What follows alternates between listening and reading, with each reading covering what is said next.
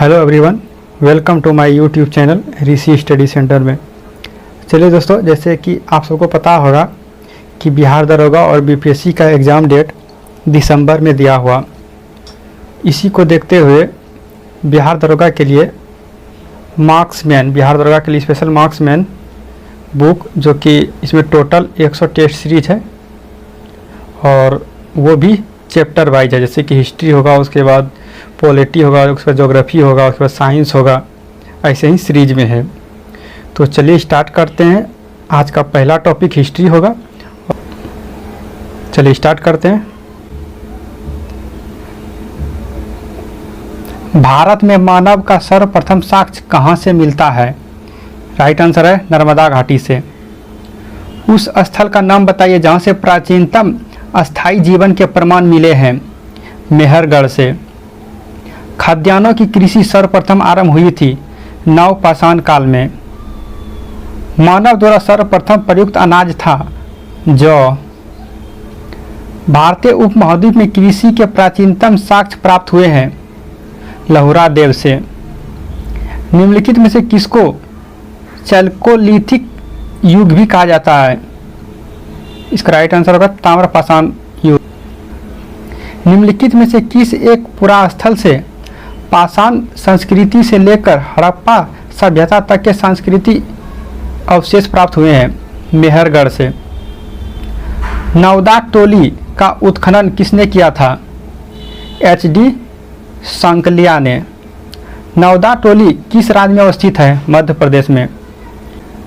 राख का टीला निम्नलिखित किस नवपाषाणिक स्थल से संबंधित है? संगन कल्लू से।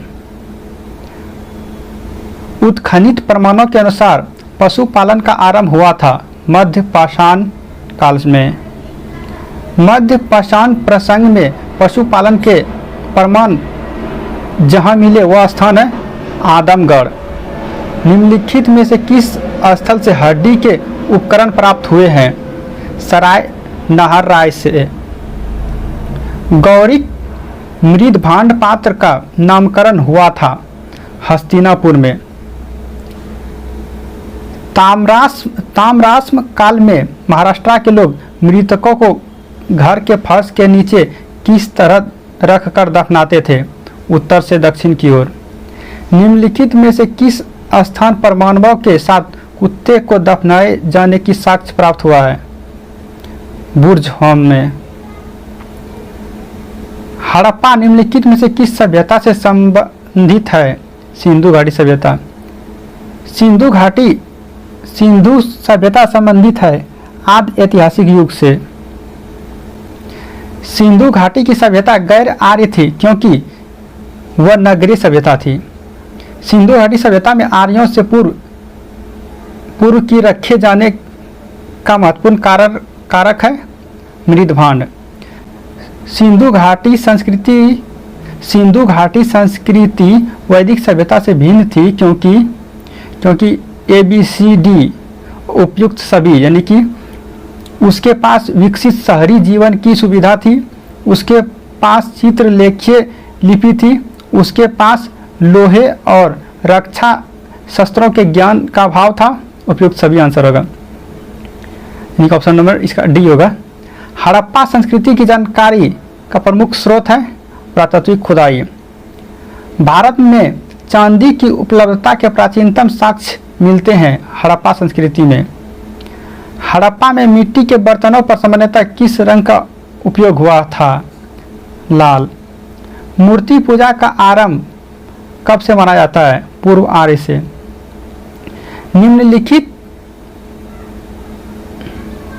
निम्नलिखित पशुओं में से किस एक का हड़प्पा संस्कृति में पाई मोहरों और टेराकोटा कलाकृतियों में निरूपण नहीं हुआ था? गाय का। एक जूते हुए खेत की खोज की गई थी कालीबंगा में।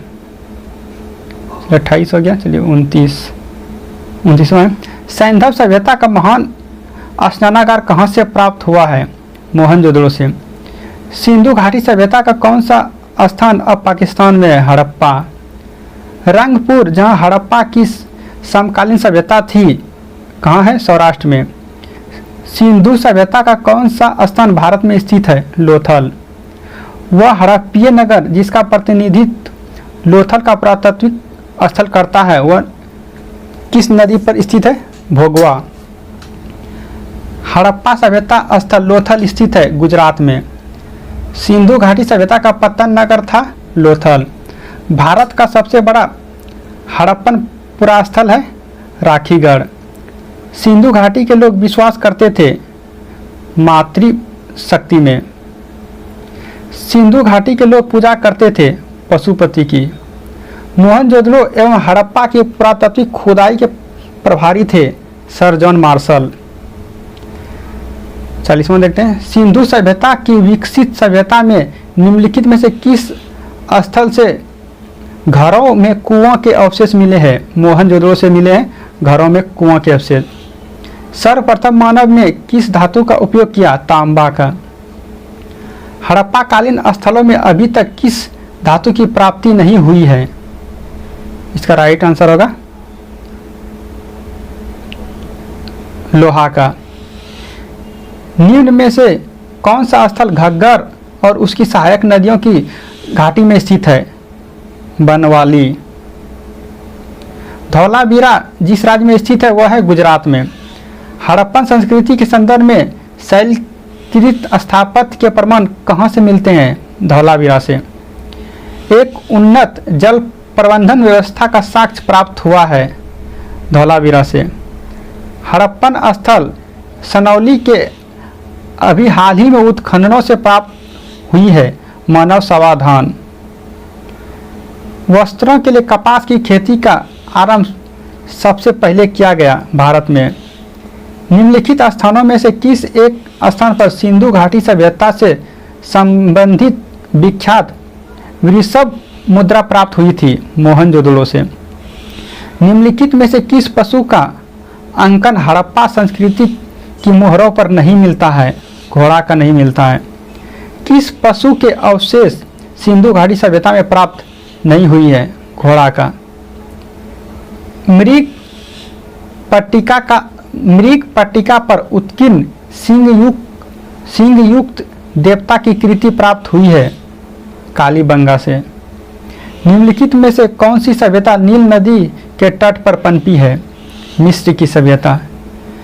लेखन कला की उचित प्रणाली विकसित करने वाली सर्वप्रथम प्राचीन सभ्यता थी सुमेरिया। 54 हो गया। 55वां देखते हैं। 55 है। आर्य शब्द इंगित करता है श्रेष्ठ वंश को। क्लासिकीय संस्कृत में आर्य शब्द का अर्थ है एक उत्तम व्यक्ति। सबसे पुराना वेद कौन सा है? ऋग्वेद। त्रयी नाम है तीनों वेदों का। निम्नलिखित 4 वेदों में से किस एक में जादू, माया और वशीकरण का वर्णन है? अथर्ववेद में। ऋग्वेद में कितने ऋचाएं हैं? 1028 ऋचाएं हैं। ऋग्वेद का कौन सा मंडल पूर्णतः सोम को समर्पित है? 9वां मंडल सोम को समर्पित है। यज्ञ संबंधी विधि विधानों का पता चलता है यजुर्वेद से। निम्नलिखित में से किसका संकलन ऋग्वेद पर आधारित है? सामवेद का संकलन ऋग्वेद पर आधारित है। भारत के किस स्थल की खुदाई में लौह धातु के प्रचलन के प्राचीनतम प्रमाण मिले हैं? अंतरंजी खेड़ा से। अंतरंजी खेड़ा से। उपनिषद पुस्तक है दर्शन पर। निम्नलिखित में से किस एक वैदिक साहित्य में मोक्ष की चर्चा मिलती है? उपनिषद में। अध्यात्म ज्ञान के विषय में नचिकेता और यम का संवाद किस उपनिषद में प्राप्त होता है? इसका राइट आंसर है कठोपनिषद में। उपनिषद काल के राजा अशुपति शासक थे केकई के। आरंभिक वैदिक साहित्य में सर्वाधिक वर्णित नदी है सिंधु नदी। वैदिक नदी अस्किनी की पहचान निम्नांकित नदियों में से किस एक के साथ की जाती है? चेनाब नदी। ऋग्वेद में निम्नलिखित किन नदियों का उल्लेख अफगानिस्तान के साथ आर्यों के संबंध का सूचक है? कुंभा और क्रमु। वैदिक नदी कुंभा का स्थान कहाँ निर्धारित होना चाहिए? अफगानिस्तान में। निम्नलिखित में से कौन सी वह ब्रह्मवाहिनी थी जिसने कुछ वेद मंत्रों की रचना की थी? इसका राइट आंसर है लोपामुद्रा। ऋग्वैदिक काल में निष्क शब्द का प्रयोग एक आभूषण के लिए होता था, किंतु परवर्तीय काल में उसका प्रयोग किस अर्थ में हुआ? सिक्का। ऋग्वैदिक काल में निष्क किस अंग का आभूषण था? गला का। प्राचीन भारत में निशांका से जाने जाते थे स्वर्ण आभूषण। निम्नलिखित अभिलेखों में कौन सा ईरान से भारत में आर्यों के आने की सूचना देता है? बोगोज कोई।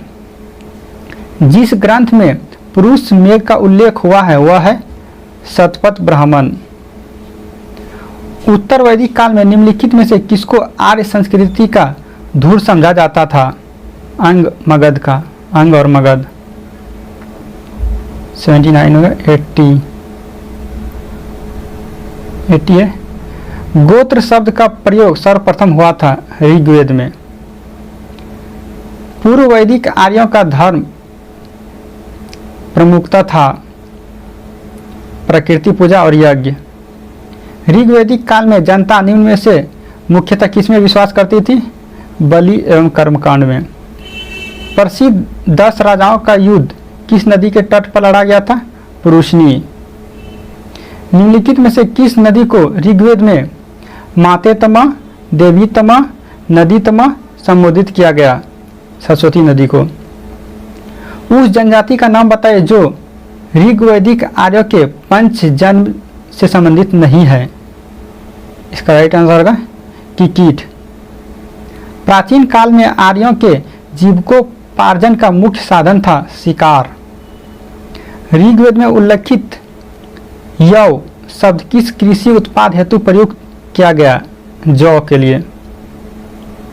वैदिक युग में प्रचलित लोकप्रिय शासक प्रणाली थी वंश परंपरागत राजतंत्र। वैदिक युगीय सभ्यता मंत्री परिषद थी। किस वेद में सभा और समिति को प्रजापति की 2 पुत्रियां कहा गया है? अथर्ववेद में। आयुर्वेद अर्थात जीवन का विज्ञान का उल्लेख सर्वप्रथम मिलता है अथर्ववेद में। 91 हो गया। चलिए देखते हैं 92। सर्वाधिक ऋग्वैदिक सूक्त समर्पित है इंद्र को समर्पित है। ऋग्वेद में सर्वाधिक संख्या में मंत्र संबंधित है अग्नि से। निम्नलिखित में से किस से ऋग्वेद में युद्ध देवता समझा जाता है? इंद्र को। निम्नलिखित में से पूर्व वैदिक आर्यों का सर्वाधिक लोकप्रिय देवता कौन था?